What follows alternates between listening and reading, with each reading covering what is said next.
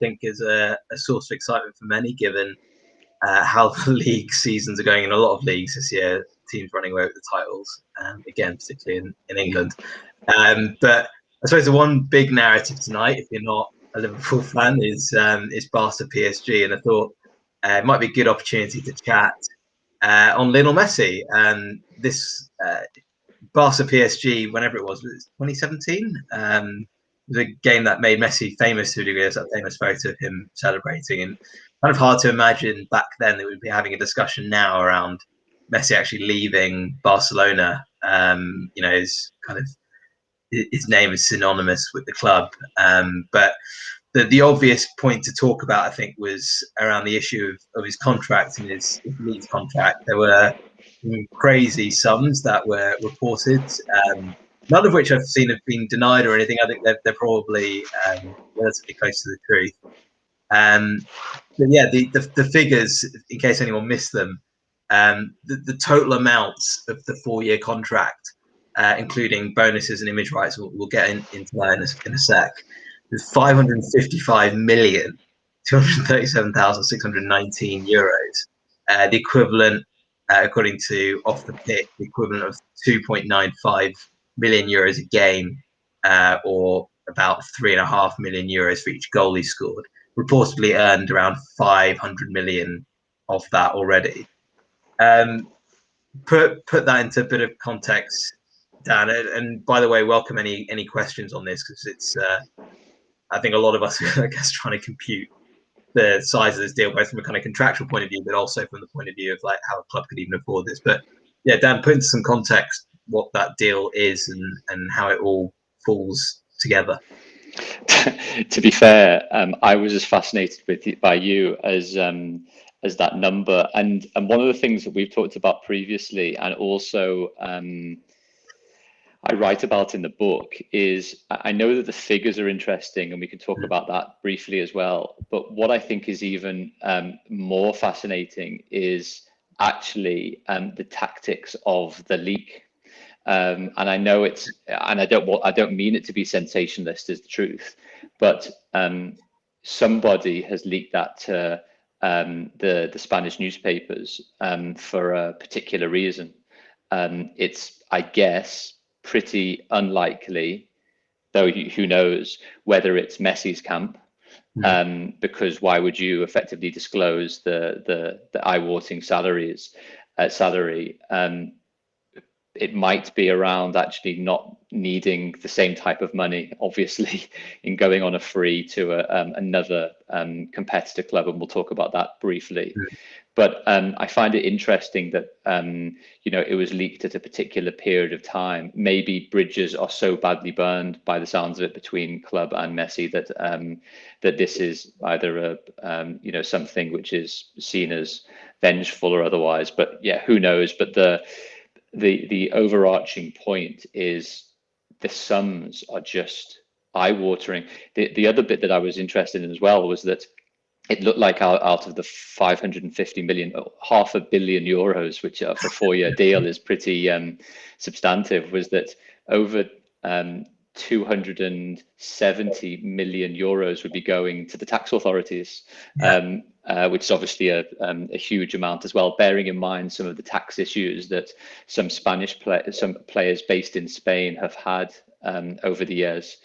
But I think, yeah, you look at some of those sums, and they were significant for lots of reasons. The bit that I found is fascinating, I'm just pulling up some of the detail, was signing on, loyalty, they call it renewal bonus, I think was what some were calling it, and some of those fees. So there was a renewal fee of almost over 11 million euros, and loyalty bonuses approaching almost 80 million euros over a period of time. Now, in the UK context, in the Premier League context, what actually happens is those bonuses can be paid, and are, from a regulatory perspective, have to be paid over the length of the deal.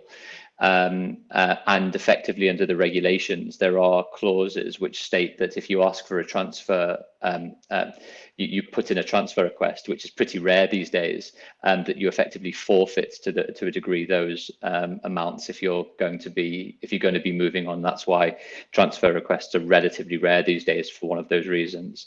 But I just found it fascinating. Usually the way that signing on fees and loyalty bonuses happen is they're for two particular reasons. One is to tie the player in to particular windows and particular future possibilities to earn significant amounts. We talked about Dimitri Payet, I remember a while back, where he was potentially going to move to, was it Marseille from West Ham, I think a little bit ago. He didn't move because supposedly there was a big loyalty bonus that was due in the week or so after the window had closed. And that's the same logic that usually applies to loyalty bonuses and signing on fees, which is they're usually done to incentivize the player to stay past a particular window. So there's a big opportunity cost. The other thing that's also worth bearing in mind, which I think is obviously very important in this context too, maybe not as much for Messi because he is such an outlier and has such a wage outlier compared to almost any other player in world football, I'd have thought. But usually what signing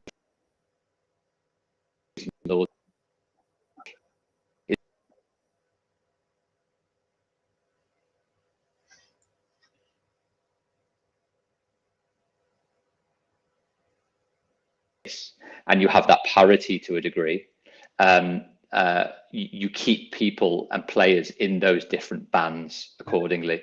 And by keeping them in the bands, almost those extra bonuses, whatever they might be, are usually external bonuses to the actual core. How much are you earning each week? How much is your bonus each week? How much is particular things? So there's loads of those stepped amounts: salary, performance bonus, loyalty bonus, signing on fee, tax bonus, other types of things that therefore can ratchet up step by step, bit by bit. Yeah, you might have just broken up a little bit for me there. But sorry. The point around being able to not break the bands that clubs have, I think they're pretty stringent about that, or good clubs certainly are, around not wanting, because the obvious implication of not having banded kind of salary brackets, so you end up with essentially wage inflation within your club because everyone wants to kind of bump up their pay by 10%. So I suppose the flip side is that you're dealing with quite lumpy payments then as a club, but clearly Barcelona needed to kind of incentivize Messi to stay. Exactly. And the other bit that also shouldn't be forgotten is, everyone says that football has a bit of a transparency problem. Well, it does to a degree. I mean, you look at American sports, for example, where everyone pretty much knows what everyone's on, is the truth. The asymmetric sort of characteristic of European sports and European football in particular allows clubs to effectively price discriminate, if that's the right way of putting it, is that nobody knows what the other is on. So there is always a sense of wizardry or financial chicanery to a degree to almost justify to a player's agent or a player, you're in this bracket, you're in this bracket for this, you've got this bonus for this, we'll add this on in top, we'll provide you this benefit, whatever else it might be. So not having that transparency allows for these different ratchet bonuses to a degree. But the other point, obviously worthwhile I'm making, is that when you have a transparent, symmetrical system where everybody knows everything, you actually get into sometimes easier and more difficult negotiations, obviously, because I know, again, Messi's the outlier, but for most, if everybody knows what everyone is earning and everyone knows everything, then, and it might be for a conversation for another day, then it makes an agent's job sometimes more difficult and more straightforward. In effect, to your player, this is what you're earning, this is what the people around you are earning, take it or leave it, or the club don't value as highly as these particular players, so what should we do? Yeah. There's a question from Joseph Richmond, which I'll get onto in a sec, which is around how the club can afford it, and I think part of the challenge is maybe they can't. I wanted to ask though, on, it's obviously an enormous loyalty and signing fees there. There'll be a lot of kind of cynical people who think, why do you need a bonus for being loyal? I mean, surely that's kind of a counterintuitive, approach to it. What would you agree with that? And B, do you see things changing in the way? What are some of the changes that we are seeing within clubs, players' contracts, in order for clubs to kind of incentivize their players to stay at the club or to earn more at their club? Yeah, I mean, there's always a debate around bonuses. Generally, is the truth. The Harry Redknapp one that I always love is the Jermaine Defoe Redknapp discussion about Redknapp agreeing a fee with Defoe, I think when he was going to go to Portsmouth, and then his agent wanted a goal bonus, and Harry Redknapp retorted, well, we're paying him to score goals. So you're not getting a goal bonus because that's specifically what you're getting your wage for, which I actually quite liked the simplification of it, really, which is at some point the incentive, and we've talked about this before, the incentives are changing from individual incentives to team incentives as things go, which is fewer goal and assist bonuses and more playing and winning and drawing bonuses and or progression bonuses, qualify for the Champions League, win the league, avoid relegation, and if you've contributed to that, you are going to be paid more as a result.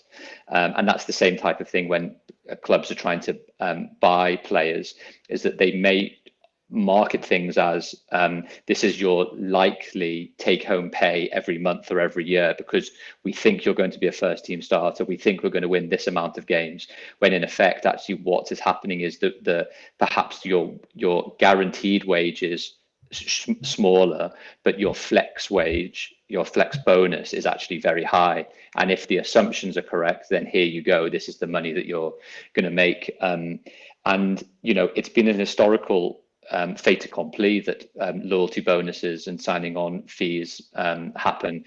Sometimes it's because they're so large that to a degree clubs prefer and have historically preferred to try and stagger them, just in the Messi case. Because if I remember correctly, I think what happened with one of Messi's very big bonuses is that he actually deferred part of the bonus, so that actually I believe that his last signing on fee bonus has actually only been paid relatively recently based on his previous contract potentially. So I think it's an historical quirk, and it also detracts a little bit from what players are going to be paid on a basic week by week basis. I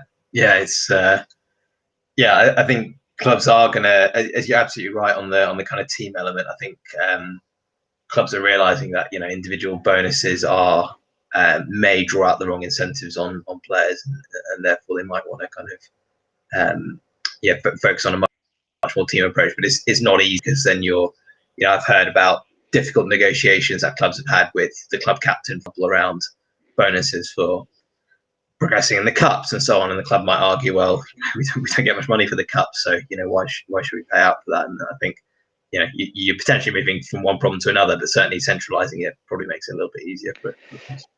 And then just very briefly before, if you don't mind, I'll ask you a couple of questions as well, and maybe we can get to some of the questions too, which is the important thing about some bonus as well, exactly as you touched on, which is clubs will get certain bonuses. Let's just say Champions League progression into the group stages is worth 16-17 million euros to clubs, and then every win is worth 2.7, and qualification for the next round 16 is, as we know, is worth around 9-10 million euros.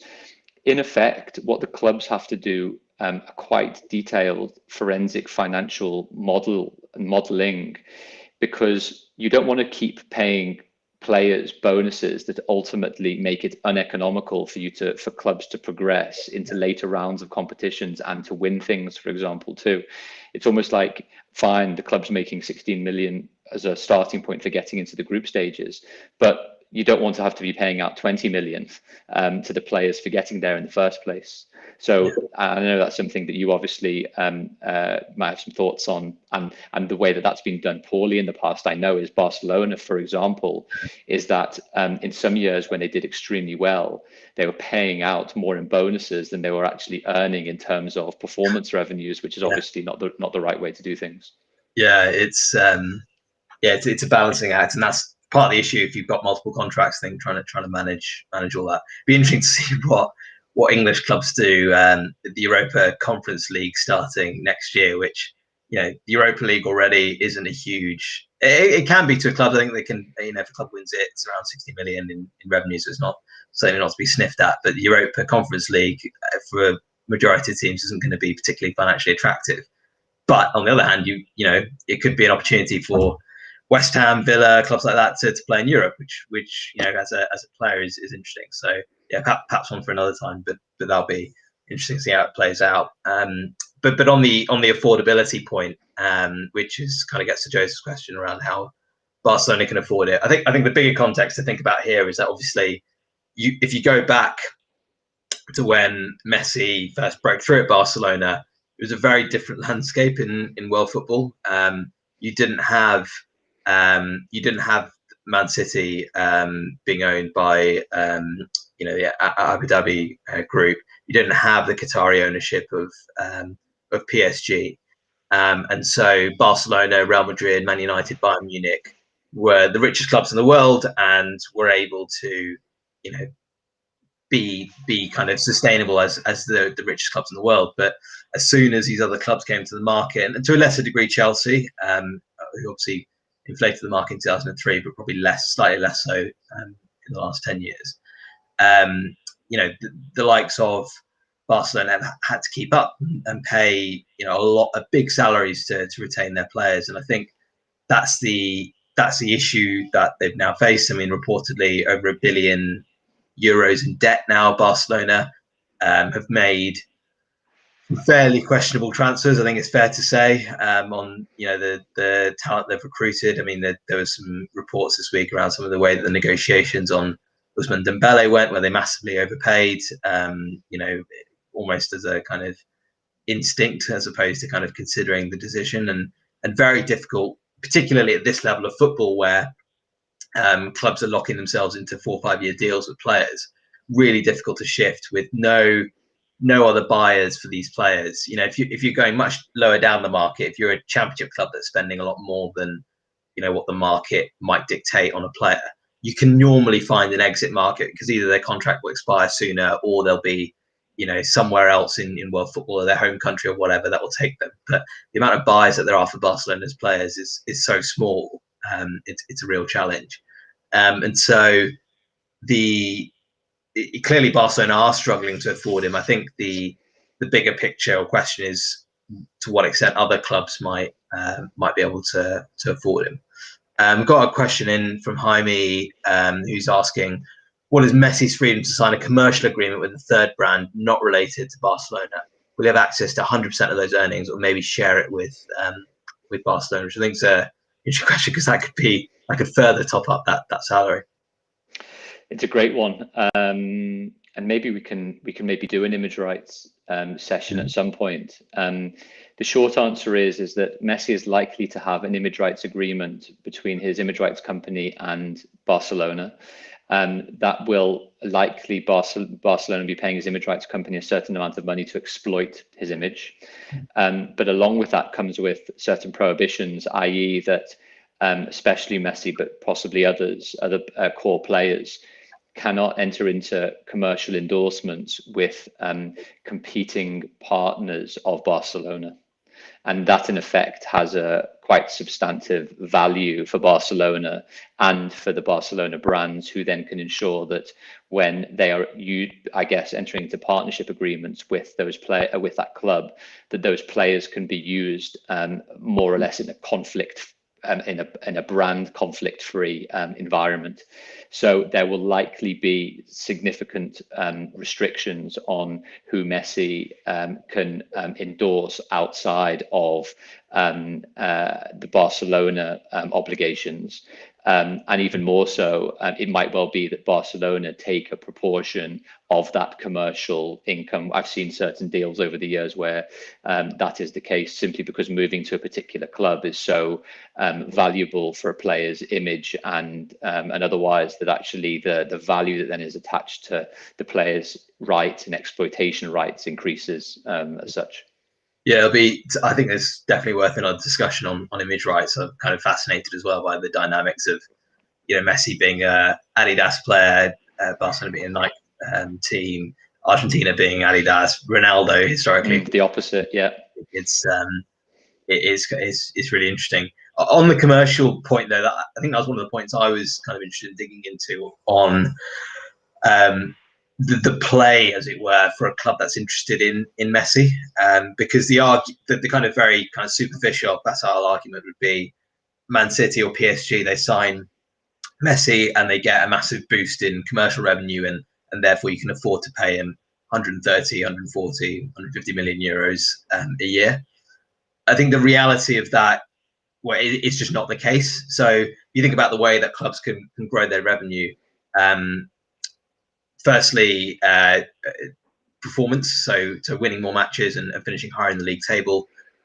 Most of these clubs are already finishing towards the top of their league tables and reaching the last stages of the Champions League, so they can't actually earn that much more revenue from signing Messi. So Messi, the replacement player below Messi, actually isn't that much worse than Messi at the moment. So you can't really justify 130 million on that. Obviously, match day revenue, there's no way you'd be able to increase your match day revenue by 130 million euros a year. There's just not, there's no way you could be able to charge tickets for that or sell hospitality or whatever.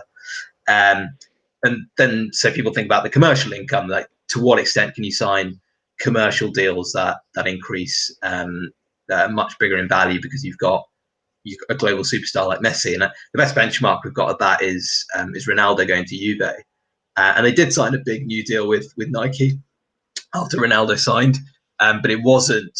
It certainly wasn't in the region of whatever transfer fee they paid, probably in the region of 100 million and whatever salary on top of that per annum. So you wouldn't say that the Nike deal, whatever sponsorship deals that Juventus got off the back of signing Ronaldo, kind of helped wash Ronaldo's face, as it were, on that deal. So the question then becomes, okay, how do you afford that? And I think the play for a club like PSG and Man City is that you get Messi in. Messi's still arguably the best player in the world, certainly in the top kind of five. So therefore, Messi wins you more trophies. If you're Man City, you maybe win the Champions League for the first time. You win trebles, and you become this kind of iconic team in world football. You elevate yourself globally, and then that Messi wage that you paid between, let's say, 2021 and 2025 pays for itself in the late 2020s, the 2030s, and so on. So it's a seriously long game that clubs, I guess, are thinking about it. But it is, very kind of finger in the air. I think there's no real way of modelling that impact, and so I think it's a gamble for any club that's thinking about signing Messi at the moment. Omar, and just one final question, because we're sort of getting to a few minutes left, just in case there's other questions that anyone's wanting to ask, is, I don't know whether, and again, not wanting to put you on the spot, whether you guys have done any modeling around actually trying to work out what Messi's on-pitch value is, so that, I know we're talking about the very small number of teams that can afford him, but there's also a question, I guess, on valuation, which is a different point to usual, because if he is going to go, he's going to go on a free, which then only adds to the lucrative nature of then the transfer, which is, transfer fee is going to convert into wages, loyalty, signing on fees and the rest, and weekly wage. That will obviously only make the number of clubs that can afford Messi even smaller, probably. But in the current climate, what is Messi worth, and who out of those clubs really do you think's got bandwidth to be able to afford him? Yeah, so I guess that's where you dig into the question of kind of market value and intrinsic value of a player. And I think it's fair to say Messi's market value probably, and a lot of top players, their market value outstrips their intrinsic value. And that's because there's a bit of I suppose, a winner's curse where it comes to buying players, where if you've got a certain level of interest in a player, then if everyone's bidding for them, then they end up being kind of sold for more than what they're intrinsically worth. When we look at top players, and we've spoken about this before, I think on the show, is usually they're adding in the region of kind of 3 to 5 points per season for a club, which tends to be less than what people expect. But when you do some of the maths and you compute the gap between a top team and a bottom team in a league, roughly kind of 50-55 points, so roughly 5 points per player. And as I said earlier, these clubs are already towards reaching the latter stages of the Champions League and at the top end of their league. So Messi over, you know, a Raheem Sterling or a Phil Foden, it's just not going to be that big. He's an unbelievable player, but he's just not going to add that amount. And it's funny, I was speaking to Off the Pitch, I think last week on this, and actually, if Messi's got the value in his wages to any club, it's actually arguably a championship club, because he would add probably about 10 points a season to a championship club, if not more. And they would probably get promoted as a result, which means an increase in revenue of 150 million. So actually, you know, the most logical business case for Lionel Messi actually resides with a championship, I don't know, Swansea or I don't know, Blackburn Rovers or Middlesbrough, whoever, which would be great to see. I'd certainly pay to see Messi turn up at Middlesbrough in the championship to take on Bristol City or whoever. But yeah, that's the kind of challenge, I suppose, for these clubs. There's one question, Dan, I think is worth putting to you. We've got a question from Mo, which is on broadcast rights cycles and renewal, but I think we'll save that for another week. But from Darren Simmons asking, is it right that some clubs will will buy a player's image rights as part of the overall deal? I don't know if that's necessarily the case with Messi, but it might be one we dig into a bit more at a later date as well. No, for sure. The short answer is it is possible. What usually tends to happen is they don't necessarily buy his image rights, but what happens is they will pay an additional amount so that they become the exclusive agency to sell that license, the player's right to be able to license himself to others. So in effect, that the club becomes its own commercial agency, selling individual opportunities to players, and then the club takes the upside of the 10 or 20% agency fee in brokering a deal with a brand. So that's what can happen at some clubs. It's not widespread just yet, but it's effectively another revenue stream for the club to tap into if they think they've got good enough brand side relationships too. Gotcha. Makes sense. Okay, well, we're pretty much at the half hour. Hopefully that's warmed everyone up for a bit of Messi versus PSG. Who are you backing to go through in the Barca PSG and the Liverpool Leipzig ties? Well, I'm usually totally wrong, so I'm going to go with Liverpool and PSG. Cool. Well, I'll go with Leipzig and Barca then. We'll catch up again. Super. Well, thanks so much for your time as always, and look forward to chatting again next week. Cheers, Dan. See you next week. Cheers.